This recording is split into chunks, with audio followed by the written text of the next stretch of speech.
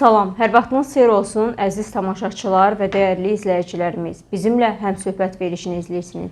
Əziz tamaşaçılar, bugün bir qəhrəmanın həyat yolunu və bir ananın qürurla qarışıq nisgilini birlikdə dinləyəcəyik. Qonağımız qəhrəman şəhidimizin anası Mehriban xanım Əmrahovadır.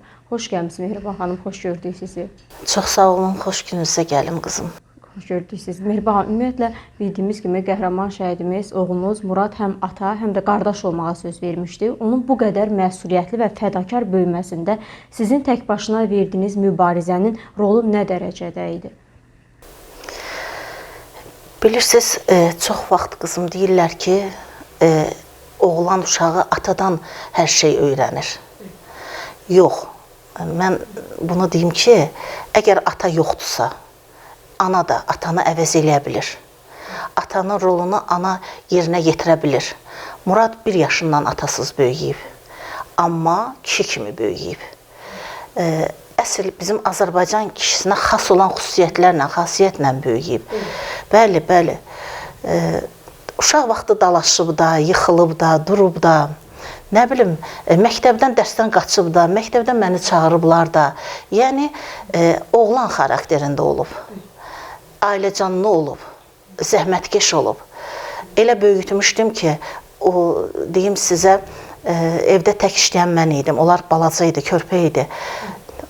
Olana qani olub, tələbkar olmayıb. Amma özü artıq 8-ci sinifə keçəndə yanımızda bir şadlıq evi var, yaşadığımız ərazidə. Orada afisiyant kimi işləyib, bəli, ilk işini oradan başlayıb və sevinə-sevinə ona günün axırında, işin axırında verilən əmək haqqısını evə gətirib çatdırıb. Mehriban, həyat sevər, yaşamağı sevən, çox hərəkətli bir uşaq idi. Deyim ki, sakitdir. Uşaq var, oğlan uşağı var ki, gəlir, girir evə, heç varlığı ilə yoxluğu bilinmir ki, evdədirmi, yoxsa çöldədirmi? Keçir öz otağına, nə ilənsə, telefonlansa, kompüterləsə, nə ilənsə məşğul olur. Amma Murad elə deyildi. Murad ki, qapıdan içəri girdi, nəinki evimizdə. Hətta biz həyət evində yaşayırıq, məhəllə evlərində yaşayırıq. Artıq məhəllədəkilər də bilirdi ki, Murad həyətə girib. O uşaqla, bu uşaqla, evdəki ilə, bacısının uşaqları ilə ha-ki evdə artıq bilirdik ki, hamı bilirdi ki, Murad evdədir. Bu evdə ha-ki varsa Murad evdədir. Səsli köylü uşaq idi. Mehriban xanım, uşaq paltarları mağazasında işləyərkən körpə paltarları Muradın alıb saxlaması onun gələcək ailəsində ona bir sevgisindən bəhs edildiyini göstərir. Həmin paltarları indi baxanda siz nə hisslər keçirirsiniz? Binə Ticarət Mərkəzində qızım uşaq paltarları mağazasında işləyirdi.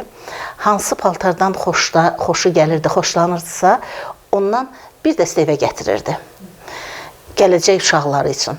Ən çox da oğlan paltarı gətirirdi. Mən də həmişə zarafat eləyəndə deyirdim ki, bəlkə qızın olacaq, nə bilirsən, oğlan paltarı geydirəcək. Hətta bir dənə də evdə hal-hazırda indi o durur, onu hər dəfə baxmaq çox ağrılıdır mənim üçün. Onu saxlamışdı ki, Murad nişanlı idi, şəhid olanda. Oğlum olanda bunu doğum evindən ona giydirib çıxardarıq ana. Ağ saruçka, üstündə də qara balaca kəpənək ki, bunu mənim oğluma giyindirərik. Amma qismət olmadı. Mehriban xanım, ümumiyyətlə Muradın vətənpərvərlik hissindən, vətənə bağlılığına nə demək istərdiniz? Bax qızım, mən xoşlayıram reallığı deyim. Murad elə yaşlı idi ki, çılğın bir yaş dövrü idi. Onun əslində o müharibəyə getməsində, vətənpər olmasında Xocalı soyqırımı çox yer eləmişdi Murada. Murad Xocalı hadisəsi olanda anadan olmamışdı. O harayı, o fəryadı, o olanları faciədən bəzi xəbərsiz. Bəli, bəli. Televiziyadan, sosial şəbəkədən, onu canlı yaşayan şahidlərdən eşidirdi danışılanları. O qədər o intiqam hissi ilə yaşayırdı ki, hər dəfə mənə deyirdi ki, ana sən qadınsan, bilmirsən belə şeyi. Düşmənimiz bizi ilə düşmən kimi yox, rəftar eləməyib. Düşmən kişi ilə düşmənliyi aparar. Yəni, amma bunlar qadına, körpəyə, qıza, atanın gözü qabağında qıza əl uzadıblar. Həyat yoldaşının gözü qabağında onun qadınına əl uzadıblar. Az yaşlı körpələrimizin nə bilim, misli görünməmiş bəli, yəni bu kişiyə yaraşmayan bir işdir. Amma haçansa müharibə olsa, o qisası mən onlarda qoymayacağam. Yəni bu bizim xələl gətirirdir yaşamağımıza. Bu bizi üçün ağırlıqdır boynumuzda, yükdür. Hara gedəndə ki, Xocalı soyqırımı olub, Xocalı onu deyir, buraxmışıq, qanı alınmayıb. Amma müharibə olsa, mən birinci başla gedəcəm. Xocalının hayfını almalıyam. Deyim ki, Murad Qarabağ görmüşdü, yox, heç olmamışdı da. O zonanı tanımırdı qızım. Amma Xocalı harayı, Xocalı fəryadı, Xocalı qisası, Xocalı intiqamı Muradda dərin yara buraxmışdı. Bu da Azərbaycan kişisinin o xüsusiyyətidir, xasiyyətidir. İntiqam hissi ilə anasına, bacısına, həyat yoldaşına kimsə nəsə söz deyərdisə, mütləq o adamla dalaşardı, dava eləyərdi, onu cavabını verərdi, qoymazdı o qalsın. O da onda qalmışdı, yığılmışdı. Müharibə də başlayanda bu onun üçün ən böyük bir şərəfli yol oldu. Mehriban xanım, məsələn Muradın siz Mehriban xanımın oğlusunuz sualına yox deyib könüllü şəkildə qeydiyyatdan keçməsi, həmin anlar barədə təəssüratlarınızı öyrənmək istəyirəm. Demək, mən özüm Səfərbərlik İdarəsində işləyirəm uzun müddətdir. Murad nişanlı idi, yenə də təkrarlayıram. Hər bir ana yəqin ki, mənim kimi edərdi. İstəmirdim geçsin. Çünki onun oktyabr ayında toyun nəzarət tutmuşduq. Ətrafımdakılar bilirdi ki, Murad tək evlad deyil, amma tək oğuldur. Ki, Muradın toyu olacaq, nişanlıdır. Bəlkə bu dəfə Murad getməsin, o biri çağırışlarda gedər. Biraz Muradı ləngidirdi, yubadırdıq. Mənlə işləyən zabit yoldaşlarım da deyirdi ki, hə, eybi yoxdur, baxarıq. Amma Murad hər dəfə biz deməli bu səfərbərliyi həyata keçirdəndə o cənab prezidentin 21 sentyabr qismən səfərbərlik günü elan olunan gündən Murad hər gün bizim idarəyə, səfərbərlik idarəsinə gəlirdi ki, məsələn könüllü şəkildə bəli, könüllü şəkildə ki, müraciət eləmişdi, onlayn yazılmışdı, ora könüllü yazılmışdı ki, hər bir cavab, xəbər gözləyir. Bəli. O bizim qonşuluğumuzdan 6-7 Muradın tanıdığı uşaqlardan artıq yola salmışdıq, getmişdi. Amma Muradı hələ çağıran yox idi. Mən də telefon nömrəsini vermişdim ki, bu nömrəyə zəng eləməyin, hələlik, bu mənim oğlumdur. Təsadüfən mənzil istismar sahəsinin rəisi həmən nömrəyə onlar da bizə köməklik eləyirdi, çağırışı həyata keçirilməsində. Polis, mənzil istismar sahəsi, hər kəs kömək eləyirdi. Zəng eləyirlər Muradın telefonuna. Birdən baxır ki, bu telefon axı deyəsən məndə nişanlanıb ki, bu Mehriban xanımın oğludur. Ona zəng eləyirlər ki, siz bəs Mehriban xanımın oğlusunuz? Deyir, xeyr, nə olub ki? Deyir, hə, onda bağışlayın, səhv düşmüşük. Hazırlaşın, gəlin, səfərbərliklə gedirsiniz. Nişanlısı maşında olub, o qədər sevinib ki, qızı heç mənzilinə də aparıb çatdırmayıb. Düşürdüb, avtobusa mindirib, özü gəlib evə, tələsik, tez geyinib, keçinib, artıq yola gedir. Hə, qızım belə, mən də idarədə uşaqlar üçün səfərbərlik sərəncamı yazılır, yola salırıq. O qədər könüllümüz var ki, o qədər çağırılmamış uşaqlar var ki, inanın ki,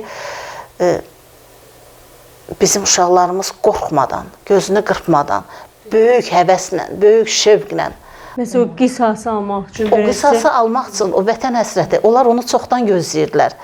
Prezidentimizin də bir çağırışı onlara kifayət elədi. İdarədə demək səfərbərliklə məşğuluq, yazırıq hərəmiz bütün işçilər. Onda gördüm ki, bir hərbi bilet stolumun üstünə biraz səliqəsiz şəkildə deyim, qoyuldu. Və həmən bilet mənim yazdığım masanın üstünə gələndə o duxu hissi, iyi hiss elədim. O duxunun iyi mənə tanış gəldi. Fikirləşdim ki, bunu hardasa, bu mənə tanış duxu idi. O duxunu Murad öz bəyliyi üçün almışdı ki, bəy çıxanda o duxudan vuracaq. İndi ətrin belə desək, qoxusunu hiss edəndə Muradın hansı sözləri sizin qulağınızda əks-səda verir? Darıxma ana, 15 gün evdəyəm. Gedəndə bir kəlmə onu deyib. İnanın ki, hələ 15 günə də gəldi. Hərbi bileti qabağımı açanda gördüm, Murad, başımı yuxarı qaldırdım. Sən burada nə edirsən? Dedi, məni çağırıblar, mən gedirəm. Biraz orada da yubandırdı onu. Axırda gördüm, əyildi qulağıma, pıçıldadı ki, orada da zabitlər oturub. Bax ana, elə eləmək ki, mən 102-yə müraciət edeyim ki, mənim anam Səfərbərlik İdarəsinin işçisidir. Məni getməyə, vətənin müdafiəsinə gizlədirlər, saxlayırlar. Bəs onda nətər olacaq, utanmayacaqsan ana? Dedim, yox, elə iş eləmə, ayıbdır. Getmək istəyirsən, get, amma belə bir iş eləmə. Baxırdı gedənlərə, orada 2 evladı olan var idi, 1 evladı olan var idi.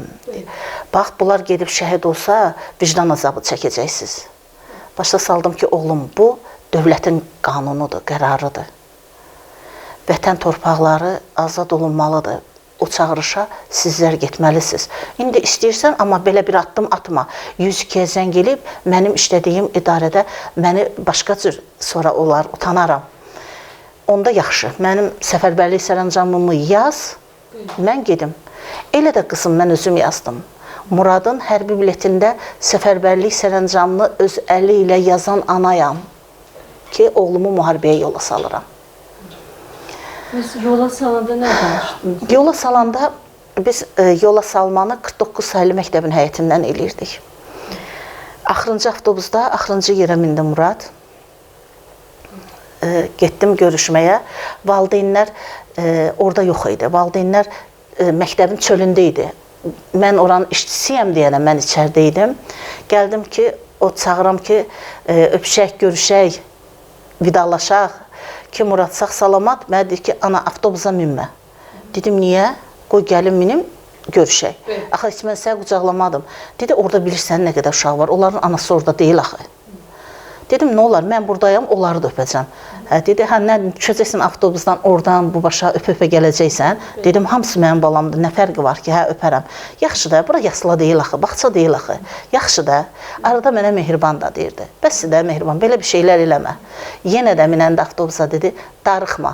Aprel döyüşlərindən necə sağ-salamat gəldim. Ondan da sağ-salamat gələcəm. Ana, 15 günə evdəyəm. Mirbax, ümumiyyətlə, həmin anda gedəndə Murad saatını sizə verib, qolbağını özündə saxladı. Həmin qolbaq indi sizin üçün bir nişanədir, yoxsa Muradın ruhunun bir parçasıdır? O qızım həm nişanədir, həm də mənim o Muradın ruhunun bir parçasıdır, düz deyirsən. Çünki Murad gedəndə qolunda saatını, evdə nişan üzüyünü çıxartmışdı. Amma saat qolunda qalmışdı. Saatını orada çıxartdı, qoydu mənim stolumun üstünə. Amma qolbaq qolunda qaldı. O gördü ki, mənim gözüm qolbağa sataşdı. Dedi, yox, bunu çıxartmıram. Dedim, necə istəyirsən, sən saatı da tax get. Dedi, yox, qolbaq qolumda qalsın. Amma ola bilər, minəyə zada düşərəm. Heç olmasa nədənsə, nişanəmdənsə tanıya biləsən. Dedim, yox, elə danışma, elə olmasın.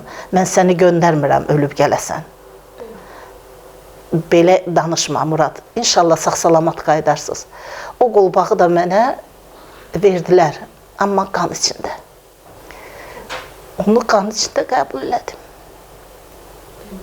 Mirbax xanım, Muradın təhsili barədə, əgər o müharibə olmasaydı, gələcəklə bağlı arzusu nə idi? Murad Maliyyə İqtisad Kollecini bitirmişdi. İstəyirdi ki, sonra təhsilini İqtisad Universitetinə versin. Allaha təvəkkül ola bilərdi, amma işləyirdi də. Arzusu, birinci növbədə arzusu çox uşaqlı ata olmaq idi. Deyirdi ki, mən istəyirəm, mənim özümün qardaşım olmayıb, ayana, elə istəyirəm ki, çoxlu oğlum olsun. Deyirdim, inşallah, olar inşallah. Oxuyum, təhsilim olsun. Özü maşın həvəskarı idi. Hər dəfə istəyirdi ki, maşınımı dəyişərəm. Həm də ustalığı da bacarırdı. Sənətə belə desək, daha çox meyilli. Sənətə bəli, daha çox meyilli idi. Bu elektrik işləri ilə, dəmir işləri ilə, bax, bu işlərlə daha çox maraqlı idi o. Deyim ki, otursun, kompüterdə yazsın, kitab oxusun, nə bilim, nəsə, belə yox. Bununki hələ sındırmaq, dağıtmaq, sonra onu düzəltmək, nə belə bir şeylər idi. Mehriban xanım, məhz elə özü də qeyd etmişdi ki, 15 gündən sonra qayıdacağam və elə də oldu. Ümumiyyətlə, Muradın bu təsadüfü öncədən görməsi haqqında siz nə deyə bilərsiniz? Yəqin ki, özü hiss eləmişdi. Çünki Murad həmişə mənə zəng eləyirdim ki, çox vaxt gec gələndə hardasan? Deyirdi, 1 saata gəlirəm, 1 saat, 3 saat olurdu. Adicə bir qulluğa göndərirdin ki, ay Murad, ged bir çörək al, gəl. Yarım saat, 1 saat gözləyirdim 5 dəqiqəlik yolu. Axırda zəng elirdim, ay oğul, sən bəyəm orada çörəyi pişirirsən, gəlirsən, al gəl.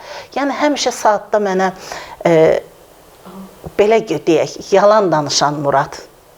1 saat, 2 saat eləyən, 2 saat, 3 saat eləyən Murad. Amma son dəfə çox dəqiq danışdı. 15 günə evdəyəm ana. 15-ci gündə özünü anasına çatdırdı. Mehriban xanım, şəhid olması xəbərini necə aldınız?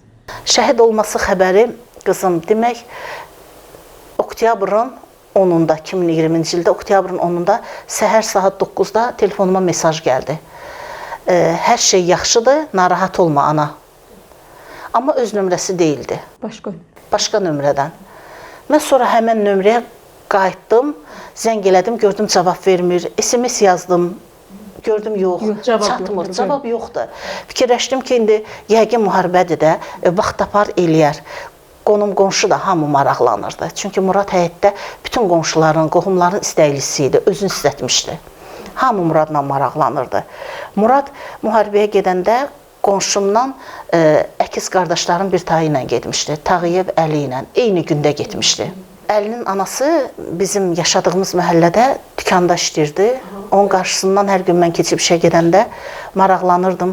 Əli telefonla danışıb, deyirdilər ki, yox, bir həftə xəbər yoxdur. Murad danışıb, deyirdi, Murad hə, onunda danışdı, amma 2 gündə xəbər yoxdur. 11-i, 12-si Muraddan xəbər yoxdur. Bacımın nəvəsinin oktyabrın 13-də ad günü idi. Qızım ora getdi, mən də işə gəldim. İşə gəldim, saat 11 idi, gördüm ki, idarədə çaxnaşma var. Çox ağır günləri idi. Xalqımız bizi ilə eyni günü yaşayırdıq hamımız. İdarələr, evdə analar, hamı, hər kəs belə deyim ki. Soruşdum ki, nə olub, nə məsələdir? Dedilər ki, biz Bayılda 20-ci sahədə yaşayırıq. Bəs ora şəhid gəlir. Dedim, kimdir? Bizim məhəllədən 7 şəhid var orada. 6 uşaq var orada. Dedilər, Tağıyev Əli. Tağıyev Əliyə qədər 3-4-ü gəlmişdi. Tağıyev Əli, ondan sonra 2 uşaq qalıb. Qurbanov Murad, Qəmbərov Bilal. Tağıyev Əli şəhid olub deyəndə çox pis sarsıldım. Çünki səhər anası ilə danışmışdım. Xəbəri onu necə deyək? Amma sən demə, Muradın arxası üçün gəlir. Öz evladım da əlinin dalıcan gəlib, eyni gündə getib, eyni gündə şəhid gəlir. İkisi eyni gündə avtobusda olub. İkisi də ardı Füzulidən maşınla gəlirlər. Oturmuşdum, çox narahat. Evə getməyi gözləyirdim ki, gedim evə, gedim olaram. Məhəlləmizə şəhidi gəlir. Bir də gördüm, qızım mənə zəng elədi ki, ana, hardasan? Dedim, işdə. Ana, tez dur, ged evə. Ağlaya-ağlaya. Dedim, nə olub ilahə? Yox, ana, evə get, heç nə, tez evə get. Ana, oturma, evə get. Murad yaralanıb gətirirlər. Dedim, yox, yaralanıbsa sənin arxanda nə qoyma, qışqırıqdır. Dedim, amma deyirəm, axı, dur, evə get, mən də gəlirəm. Murad şəhid olub, ana, gətirirlər. Dedim, ola bilməz. Mənim Muradım şəhid ola bilməz. Oracan yadımda qalıb. Amma evə gələndə artıq gördüm, demək, hamı bilirmiş. Məhəlləm bütün bayraqlara bürünüb, gül çiçək düzülüb. Hamı hazırdır, hamı gözləyir. 15 gün tamamdır, Murad gəlir. Qəbul elədim Murad. Amma verdiyim kimi yox. Oturdum həyətdə, Murad gələnə qədər gözlədim. Və gəldi. Xəbərini elə aldım Muradın. Sən demə, idarədəkilər bilirmiş, amma heç kim deyə bilmirmiş ki, Mehriban xanım, sənin oğlun da şəhid olub. Çünki ağırdır, çətindir. Bilirəm, o xəbəri almaq, o xəbəri demək özü belə çətindir. Dilə gətirmək. Dilə gətirmək belə çətindir ki, durun, gedin, oğlunuz gəlir. Murad necə şəhid olub? Bilmədim kimdən soruşum, nədər soruşum. O da ki, qızım zəng eləyib ki, bəlkə oktyabrın 13-də, bəlkə Muraddan bir xəbər ala. Qızım soruşub ki, zəhmət olmasa verin Murada, ya deyin ki, anama bir zəng eləsin, anam çox narahatdır. Və eləcə də qızım mənə zəng elədi ki, Murad gəlir. Qızım elə bilmişdi. Muradı üzünü görməmiş, dedim, torpağa verə bilmərəm. Tam əmin olmalıyam. Əlimi vurmalıyam. Hardan şəhid olub, necə şəhid olub, necə vurulub. Düzdür, bəzi suallar var ki, indi də onların cavabı yoxdur. Necə oldu, şəhid oldu. Amma Muradı hərbi hissədən gətirən bir zabit bizi ilə anatomiya birliyinə getdi. Mən çünki Muradı görmək israrındaydım. Demişdim ki, görməsəm mümkün deyil. Orada açdılar, mən baxım Muradı. Murad gedəndə üzünü təraş eləmişdilər, təmizləmişdilər. Çünki üzündə yüngül saqqal var idi. İndi oğlanlar bazı nazik. Mən o getdim, Hacı Zeynalabdin Tağıyev qəsəbəsində görəndə bir şeyə dedi, ana bir şeyə hepsilənirəm, təzəcə 20 mat verib saçımı düzəltdirmişdim, onu da qırxdılar, üzümü də qırxdılar. Dedim, neynə, uzanacaq tükdü də, bir həftəyə gələcək yerinə. Üzün açanda, əlimi vuranda gördüm, üzü tüklənib Muradın. Çənəsi, əlim hər yerinə vurdum. Dedim, bəs bunun əli, qolu, hər yerinə əlimi çəkdim. Bəs mənim uşağım hardan vurulub, nətər şəhid olub? Orada hərbi geyimdə bir zabit var idi. Gətirdi, mənim əlimi tutdu, gətirdi, qoydu Muradın ürəyinin üstünə. Dedi, Murad ilk qəlbəni ürəyindən alıb. Branşletdən keçib. Böğründən keçib, altdan keçib, bilmirəm ki, qızım. Amma ondan sonra ölüm haqqında şəhadətnamədə oxudum ki, qəlpələr qolunu, qıçını doğrayıb. Sonradan yanında olan uşaqlardan eşitdim ki, hələ Murad birinci qəlbi ilə şəhadət ucalıb. Həmişə də o yadıma düşəndə deyirəm ki, ay Allah, nə yaxşı ki, birinci qəlpədən Murad şəhid olub, o biri ağrı acıları görməyib. O biri qəlpələrin damarlarının kəsilməsini, qolunun, qıçının kəsilməsini hiss eləməyib. Elə birinci qəlpə ilə də, amma nə deyib, nə istəyib, bircə kəlmə istəyib desin. Anama deyərsiz istəyib desin ki, anama hərfin ikisini deyib, amma dalını gətirə bilməyib. Onu da çox sonradan mən bildim ki, Murad kimlərlə olub, yanında kimlər olub və nələr danışıb, nə istəyib. Murad yanında telefon var idi. Telefonu da elə koda qoymuşdu ki, ikili kod. Mən onu heç cürə açdıra bilmədim. Çoxlu şəkilləri var imiş, çoxlu orada danışıqları var imiş. Bunların heç biri mənim əlimə gəlib çatmadı. Heç biri. Telefon açılmadı. Telefonu verdi bir ustaya. O da dedi ki, mən bunu format eləsəm, ola bilər ki, məlumatlar silinsin. Elə də olundu. Bütün şəkillər, bütün məlumatlar silindi. Amma tez-tez danışırdıq müharibət olanda. Hər şey yaxşıdır. Ana, hər şey yaxşıdır. Bunlar qorxaq millətdir. Hələ üstünə gedirsən, özləri qaçır. Narahat olma. Bunlar o qədər qorxaq millətdir ki, üstünə gedirsən, özləri qaçır. Darıxma. Aprel döyüşləri necə tez qutardı. Bu da elə tez qutaracaq. Darıxma. Uşaqlara yaxşı bax. Uşaqları üstünə nəvələrin biraz hayli köylü idi. Onlar da murad eləmişdi. Uşaqların üstünə qışqırma, ha, bax, gələcəm özüm, ana, darıxma. Gələcəm yenə əl-ələ verib işləyib, köməkləşib, evi dolandıracaq. Amma qızım, Murad muradına çatmadı.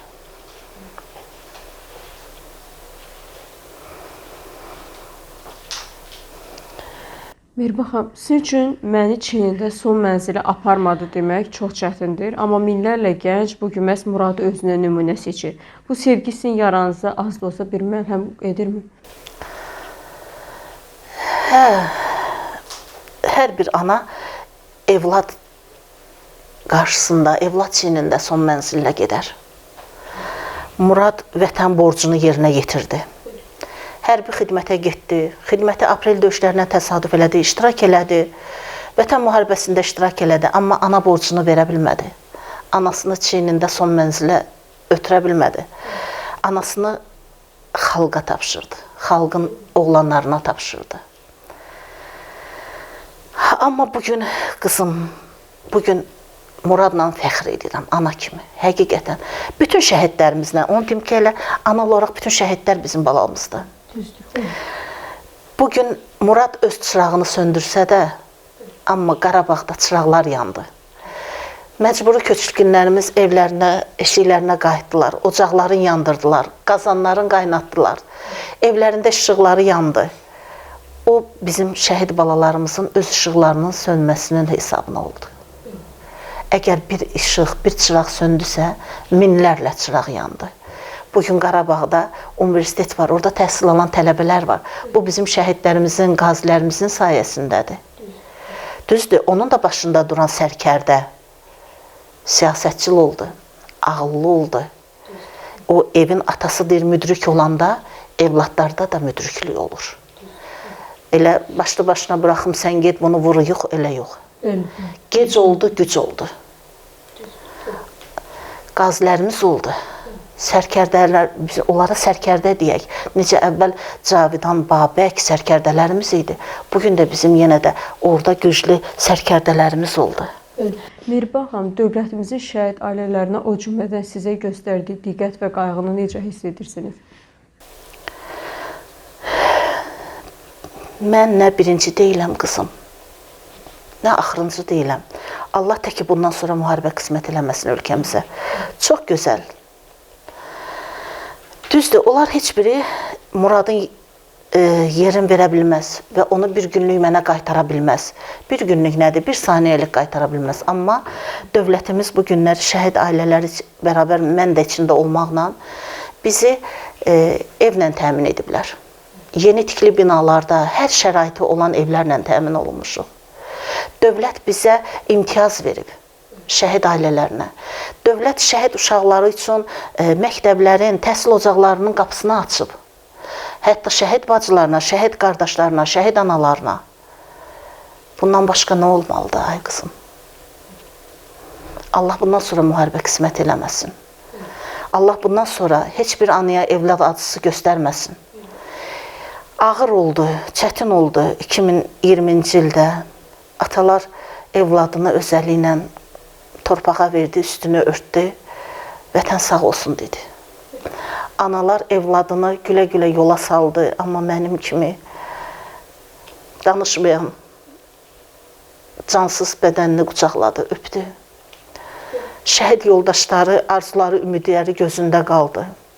Şəhid evladları, görəsən bizdə nə olub? Niskilli qaldı. Amma sonunda bütöv Azərbaycan oldu. Hər qarşı əsir olan bir Azərbaycan bu günləri bütöv oldu. Güclü oldu. Əvvəllər düşmanımız çox idi, dostumuz az idi. Amma indi bugün bizim bu zəfərimiz, bizim bugün bu qələbəmizdən sonra dostumuz da çoxaldı. Ən əsas o oldu ki, Azərbaycan kişisi nəyə qadirdir? Azərbaycan kişisi kimdir? Azərbaycan kişisi nədir? Bütün dünya bildi. İndi də müharibə davam edir. Yəni, əsrlərlə müharibələr davam edib. Amma 44 günə bitən müharibə bu birincidir. Mirbağ xanım, Allah belə desin, oğlunuza və bütün şəhidlərimizə rəhmət eləsin. Gəldiyiniz üçün çox sağ olun. Sən də sağ ol qızım, çox sağ olun. Allah razı olsun. Allah dövlətimizi, millətimizi daimi uca eləsin. Şəhidlərimizin ruhu şad olsun, qazilərimizin canı sağ olsun, şəhid ailələrinə Allah səbir versin. Nə deyim bala, əsas odur ki, qələbə oldu, zəfər oldu. Bu da bir şəhid ailəsi üçün, şəhid anası üçün ən böyük təsəllimiz odur. Şəhidlər, o köçkünlər gedəndə, minən kimin köç maşınları gedəndə birinci sözləri o olur ki, Allah şəhidlərimizin ruhunu şad eləsin, şəhidlərimizi rəhmət eləsin. Onda hər ana məni kimi öz evladının payını götürür. Ki, oğlum, bu payda sən də varsan. Bundan başqa nə olsun? Yenə də çox sağ olun. Allah Çox sağ olun. cümləmizdən, hamımızdan razı olsun. Çox sağ olun, sağ olun. Belə əziz tamaşaçılar və dəyərli izləyicilərimiz, bugünkü verilişimizin sonuna gəldik. Gələn görüşlərədək.